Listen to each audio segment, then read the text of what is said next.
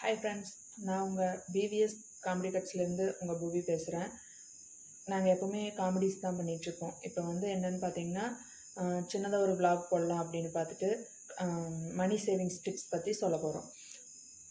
ஒரு கொஞ்சமாக குறிப்பிட்டு அமௌண்ட்டு எடுத்து வச்சு நம்ம எப்படி அமௌண்ட்டு சேவ் பண்ணலாம், ஒரு மந்த்லி ஒரு இன்கம் இல்லாமல் நம்ம எடுத்து வைக்கிற அமௌண்ட்லேயே கொஞ்சம் சேவ் பண்ணி எடுத்து வைக்கலாம் அப்படிங்கிறத சொல்லலாம் அப்படின்னு பிளான் பண்ணியிருக்கோம்.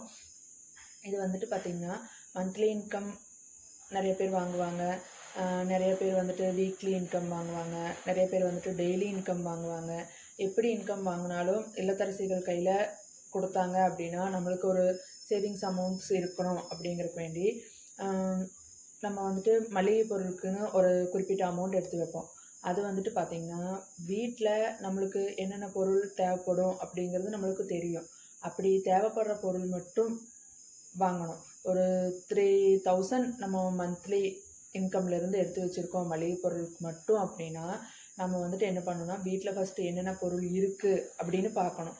அதை பார்த்துட்டு நம்மளுக்கு என்னென்ன பொருள் தேவை அப்படிங்கிறத மட்டும் ஒரு லிஸ்ட் மாதிரி எடுத்துட்டு, அதுக்கப்புறம் நீங்கள் டிபார்ட்மெண்ட் ஸ்டோர் போனாலும் சரி, இல்லை சின்ன அளவான கடைக்கு போய் வாங்குறதா இருந்தாலும் சரி, நீங்கள் லிஸ்ட்டு எடுத்துகிட்டு போங்க. அப்போ தான் நம்மளுக்கு என்னென்ன பொருள் தேவையோ அந்தந்த பொருள் மட்டும் வாங்கிட்டு கொஞ்சம் காசு நம்மளுக்கு சேவ் பண்ண முடியும். இல்லை நம்மளுக்கு லிஸ்ட் இல்லை அப்படின்னு சொல்லி நம்ம கடைக்கு போனோம்னா நம்மளுக்கு என்னென்ன பொருள் அவசியம் அப்படிங்கிறது இல்லாமல் நம்ம பார்க்குற பொருளெல்லாம் எடுத்துகிட்டு நம்ம பின்ன பில் பார்க்கும்போது மந்த்லி ஒரு 3000க்கு நம்ம பில் போட்டிருந்தோம்னா 4000 பக்கம் பில் வந்துடும். அப்போது நம்ம சுத்தமாக சேவ் பண்ணவும் முடியாது, நம்ம இன்கம்லேருந்து எக்ஸ்ட்ரா அமௌண்ட்டும் போயிடும். அதனால நீங்கள் என்ன பண்ணுறீங்க அப்படின்னா, ஒரு அளவுக்கு வாங்கணும் அப்படிங்கிறது நம்மளுக்கு தேவையான பொருள் மட்டும் பில் போட்டுட்டு அதிலிருந்து நீங்கள் வாங்கிட்டீங்க அப்படின்னா நம்மளுக்கு எவ்வளோ அமௌண்ட்டு சேவ் ஆகுது அப்படிங்கிறது நீங்கள் பார்க்கலாம். இப்போ நம்மளுக்கு ஒரு ஷாம்பு அவசியம் இல்லை அப்படின்னா, அந்த ஷாம்பு இருக்குது அப்படின்னா நீங்கள் அந்த பொருள் வாங்காதீங்க. நெக்ஸ்ட் மந்த்துக்கு பிளான் பண்ணுங்கள், நெக்ஸ்ட் மந்த்துக்கு வாங்கிக்கலாம் அப்படின்னு பிளான் பண்ணுங்கள். ஒரு 15 நாளைக்கு இருக்குது அப்படின்னா மீதி இருக்கிற 15 நாளைக்கு மட்டும் வாங்குங்க. எக்ஸ்ட்ரா அந்த 30 நாளைக்கு வாங்கி கொண்டு மிச்சப்படுத்திகிட்டே இருக்க வேண்டாம். நம்மளுக்கு அந்த மாதத்துக்கு எவ்வளோ சேவ் பண்ணலாம் அப்படின்னு பாருங்கள். அந்த மாதத்துல எவ்வளோ சேவ் ஆகுது அமௌண்ட்டு 3000 நீங்கள் பிளான் பண்ணிங்கன்னா ஒரு 2500 அப்படிங்கிற மாதிரி பொருள் வாங்கிட்டு ஒரு 500 முடிஞ்ச அளவு மிச்சப்படுத்தி பாருங்கள். நெக்ஸ்ட்டு என்னென்னு பார்த்தீங்கன்னா, இப்போ ஒரு சின்ன பாக்ஸ் மாதிரியே எடுத்து வச்சுக்கோங்க. நம்ம கடைக்கு போயிட்டு வர சமயத்தில், வேறு ஏதாச்சும் பங்குக்கு மிட்டாய் வாங்கிட்டு வர சமயத்தில் இந்த சில்லற காயின்ஸ் வருது பார்த்தீங்கன்னா, அந்த காயின்ஸை மட்டும் அந்த பெட்டிக்குள்ளே போட்டு வச்சிங்கனாலே உங்களுக்கு மந்த் எண்டில் 50 ரூபாயிலிருந்து 100 ரூபா வரைக்கும் சேர்றதுக்கு வாய்ப்பு இருக்குது. அப்போ அது நம்மளுக்கு மந்த் எண்டு சின்ன சின்ன காயினாக தான் இருக்கும், ஆனால் மந்த் எண்டு பார்க்கும்போது நம்மளுக்கு அது 100 ரூபா அப்படிங்கிறது ஒரு பெரிய அமௌண்ட் மாதிரி இருக்கும். அதே மாதிரி இந்த வெளியே போகும்போதும் வரும்போதும் நம்ம கார் யூஸ் பண்ணாமல் பைக் யூஸ் பண்ணோம் அப்படின்னா நம்மளுக்கு அந்த பெட்ரோல் 1000 ரூபாய்க்கு எடுக்க வேண்டிய பெட்ரோல் நம்மளுக்கு 500 ரூபாய்க்கு அடித்தா போதும். அன்னத்துக்கு உண்டான நம்மளுக்கு தேவையும் முடிஞ்சிடும், அமௌண்ட்டு சின்னதான மாதிரி இருக்கும். முடிஞ்ச வரை கார் யூஸ் பண்ணாமல் பைக் யூஸ் பண்ணோம் அப்படின்னா நம்மளுக்கு கொஞ்சம் ஹெல்ப்ஃபுல்லாக இருக்கும். அந்த அமௌண்ட் 1000 ரூபா தீராமல் ஒரு 500 ரூபாயில் நம்மளுக்கு வேலை முடிஞ்சிடும். அதில் ஒரு 500 ரூபா நம்ம மிச்சப்படுத்துகிற மாதிரி ஆகிடும். அது மட்டும் இல்லாமல் இந்த காயின் நம்ம சேவ் பண்ணுறது குழந்தைகளுக்கும் சொல்லிக் கொடுங்க.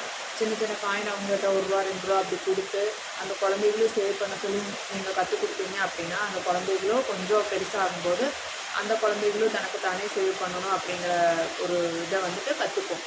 அதே மாதிரி நம்ம என்னென்னு பார்த்தீங்கன்னா, ஒரு 50 ரூபா சீட்டோ, வாரத்தில் ஒரு 50 ரூபா சீட்டு, 100 ரூபா சீட்டு போட முடியலனாலும் வாரத்தில் ஒரு 50 ரூபா அப்படிங்கிற மாதிரி ஒரு சின்ன சீட்டு போட்டு விடுங்க. அது இப்போ நம்மளுக்கு 50 ரூபா அப்படின்னு தெரியும். பின்ன பார்த்திங்கன்னா கடைசியில் பார்த்திங்கன்னா அது ஒரு 30,000 40,000 அப்படின்னா ஒரு பெரிய அமௌண்ட்டாக நம்ம கையில் இருக்கும். இப்போ நம்மளால் முடியாது அப்படின்னு நினச்சிங்கன்னா நம்ம அர்ஜென்ட்டுக்கு அமௌண்ட் தேவைப்படும் போது நம்ம வெளியே கடன் வாங்கி அதுக்கு வட்டி கட்ட வேண்டிய சூழ்நிலை தான் வரும்.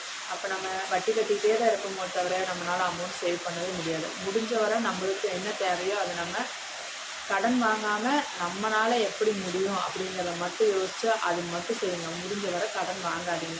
கடன் வாங்கினீங்க அப்படின்னா நம்ம சேவ் பண்ணவே முடியாது. ஒரு சின்ன சின்ன அமௌண்ட்டு கூட நம்மளால் சேவ் பண்ண முடியாது. முடிஞ்ச வரை மந்த்லி ஒரு 30,000 வருது அப்படின்னா ஒரு 25,000க்குள்ளே உங்களோட என்னென்ன தேவை இருக்கோ அதை முடிச்சுக்குங்க, பூர்த்தி பண்ணிக்கோங்க. அப்படி பூர்த்தி பண்ணிட்டீங்க அப்படின்னா நம்மளுக்கு அதிலிருந்து ஒரு 5,000 அப்படிங்கிறது மிச்சமாகும். அந்த 5000 நெக்ஸ்ட் மந்த்துக்கு நம்மளுக்கு ஏதாச்சும் அர்ஜென்ட் செலவாக இருந்தாலோ, ஒரு கல்யாணத்துக்கு போகிறதா இருந்தாலோ, இல்லை ஒரு ஃபங்க்ஷனுக்கு வேறு ஏதாச்சும் ஃபங்க்ஷனுக்கு போகிறதா இருந்தாலோ நம்மளுக்கு அதிலிருந்து அமௌண்ட் யூஸ் ஆகும். இது நம்மளுக்கு 30,000 வருது அப்படின்னா, நம்ம ஒரு 40,000க்கு பிளான் போட்டோம் அப்படின்னா, நம்ம எக்ஸ்ட்ரா அமௌண்ட் வாங்கி வட்டி கட்ட வேண்டியது தான் வருமோ தவிர, நம்மளால எப்போதுமே அமௌண்ட்டு சேவ் பண்ணவே முடியாது. முடிஞ்ச வரை இந்த டிப்ஸ் யூஸ் பண்ணுங்கள். பிடிச்சிருந்து அப்படின்னா லைக் அண்ட் சப்ஸ்கிரைப் பண்ணுங்கள். இது மாதிரி ஏதாச்சும் வேறு ஏதாச்சும் வீடியோ வேணும் அப்படின்னா கீழே கமெண்ட் செக்ஷனில் கமெண்ட் பண்ணுங்கள். Thank you friends.